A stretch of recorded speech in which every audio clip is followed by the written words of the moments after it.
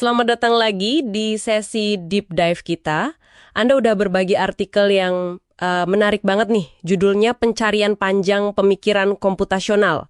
Artikel ini kayaknya menggali sejarah yang panjang dan ya lumayan kompleks juga ya soal apa yang sekarang lagi ngetren disebut computational thinking atau CT.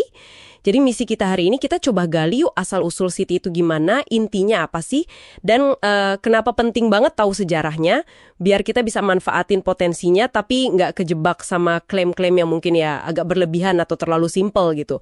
Oke, langsung aja kita bedah. Iya, betul. Artikel ini tuh menekankan kalau CT ini sebenarnya bukan barang baru sama sekali. Lebih kayak hasil evolusi panjang dari paling nggak 3 arus sejarah besar.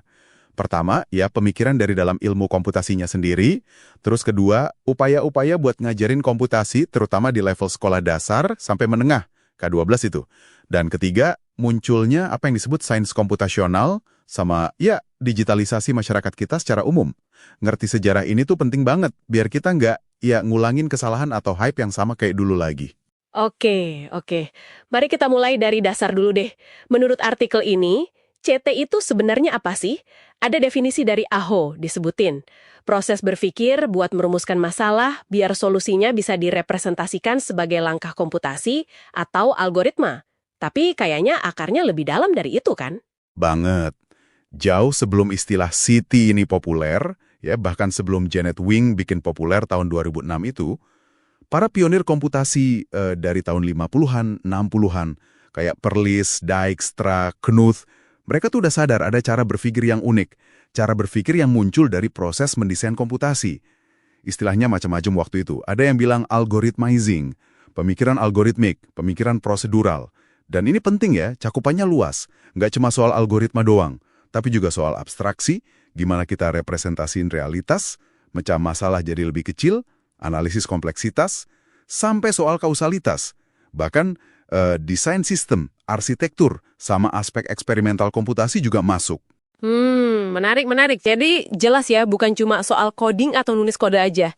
Nah, bagian berikutnya yang seru nih. Upaya bawa ini ke pendidikan K-12. Seymour Papert sering banget disebutkan di bukunya Mindstorms tahun 1980. Apa sih ide utamanya dia waktu itu? Iya, Papert. Dia itu bawa gagasan constructionism. Intinya, orang belajar paling efektif tuh pas mereka aktif bikin sesuatu yang punya makna buat mereka. Konkretnya, dia pakai pemrograman, pakai bahasa logo waktu itu. Tujuannya bukan cuma biar anak bisa coding, tapi lebih sebagai alat buat eksplorasi. Istilahnya, programming to learn. Nah, di masa itu tuh muncul klaim yang wah kuat banget. Klaimnya, kalau belajar pemrograman, itu bakal otomatis ningkatin kemampuan kognitif umum sama kemampuan problem solving di bidang-bidang lain gitu. Transfer otomatis lah. Nah, itu dia. Klaim transfer skill otomatis itu kayaknya sampai sekarang masih sering banget kedengeran ya. Terus gimana pandangan artikel ini soal klaim itu? Udah terbukti atau gimana? Justru di sini pentingnya lihat sejarah. Artikel ini ngasih garis bawah tebel banget. Klaim transfer skill otomatis ini udah berulang kali, ya bisa dibilang dibantah sama penelitian ilmu kognitif. Sejak tahun 80-an malah. Ada studi-studi kayak dari Pea, Enderlin, Mayer, Salomon and Perkins, Gusdale, disebutin di sana. Intinya, transfer skill itu nggak terjadi secara spontan gitu aja. Kemampuan di domain lain itu baru bisa meningkat kalau prinsip-prinsip komputasinya diajarkan dan dipraktikkan secara eksplisit. Dan harus dalam konteks domain itu, bukan sekedar efek samping ajaib dari belajar coding. Wow, oke. Itu poin krusial banget ya. Berarti bahaya kalau kita ngulang-ngulang klaim yang sebenarnya udah dibantah ini ya. Itu salah satu risikonya. Tepat. Itu salah satu dari, kalau nggak salah, 7 resiko yang diidentifikasi di artikel ini. Risiko pertama yaitu klaim berlebihan, kayak soal transfer skill tadi. Tapi, ada juga resiko kebalikannya. Kurang ambisi. Maksudnya, kita jadi lupa sama potensi revolusioner CT buat ngubah cara pandang kita secara fundamental. Terus ada dogmatisme. Nganggap CT ini satu-satunya cara berpikir paling hebat atau paling benar. Ada juga jebakan mengetahui versus melakukan. Jadi cuma fokus di tahu konsepnya, tapi lupa sama kemampuan praktisnya. Kompetensinya kurang. Dan ini nih yang sering banget. Pandangan sempit, nyamain CT itu ya cuma sama dengan coding. Terus ada juga penekanan berlebih pada formulasi, padahal desain komputasi itu seringkali lebih esensial. Dan terakhir, melupakan model komputasi. Maksudnya, kita lupa kalau City itu selalu terkait sama model komputasi apa yang lagi kita pakai. Risiko yang CT sama dengan coding itu kayaknya relevan banget ya sama tren sekarang. Banyak banget inisiatif yang fokusnya ke situ. Padahal tadi Anda bilang komputasi itu jauh lebih luas ya. Ada teori, abstraksi, dan terutama desainnya itu. Betul sekali. Dan jangan lupa, ada satu arus sejarah lagi yang nggak kalah penting, computational science. Sejak tahun 80-an, simulasi pakai komputer itu udah jadi kayak pilar ketiga dalam sains, selain teori dan eksperimen. Ilmuwan di fisika, kimia, biologi, contohnya kayak Ken Wilson, peraih Nobel Fisika. Mereka tuh ngembangin CT dari dalam bidang mereka sendiri. Mereka pakai CT buat bikin model, buat memahami fenomena alam sebagai proses informasi.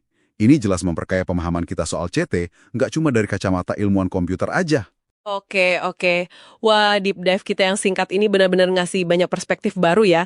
Intinya nih ya, CT itu punya sejarah yang kaya, berlapis-lapis, dan jelas jauh lebih dari sekedar coding. Dan dengan paham sejarahnya, kita jadi bisa lebih menghargai kedalamannya, sekaligus jadi lebih waspada sama klaim-klaim yang ya mungkin nggak berdasar kayak transfer skill otomatis tadi. Dan kita bisa lihat CT ini sebagai alat mental yang kuat, terutama buat mereka yang benar-benar merancang komputasi. Persis, artikel ini intinya ngingetin kita buat jangan mereduksi CT jadi sekumpulan teknik aja. Atau ya jangan juga mengklaim CT itu lebih superior dari cara berpikir lain. Justru sebaliknya, penting buat menghargai keragaman cara berpikir. Papert nyebutnya epistemological pluralism. Intinya, ada banyak cara yang valid buat tahu sesuatu. Nah, CT ini sebaiknya diterapkan secara tepat guna. CT itu harusnya memperkaya cara kita memahami dunia, bukan malah bikin seragam. Nah, sebagai penutup nih, ada satu pertanyaan buat Anda renungkan di rumah. Mengingat akar CT itu kan kuat banget ya di praktek desain komputasi yang kompleks, pemahaman model-model komputasi. Sementara kalau kita lihat upaya bawa CT ke sekolah-sekolah, K-12, seringkali kan disederhanain banget ya. Kadang cuma jadi belajar coding aja. Pertanyaannya, gimana caranya kita bisa mastiin esensi CT yang sebenarnya, terutama aspek desainnya, pemecahan masalah yang otentik, dan pemahaman apa sih yang sebenarnya dikendalikan sama kode itu, nggak hilang pas diajarin secara massal? Gimana caranya biar nggak cuma jadi versi cetek dari ide yang sebenarnya dalam dan kuat banget ini? Coba deh Anda pikirkan.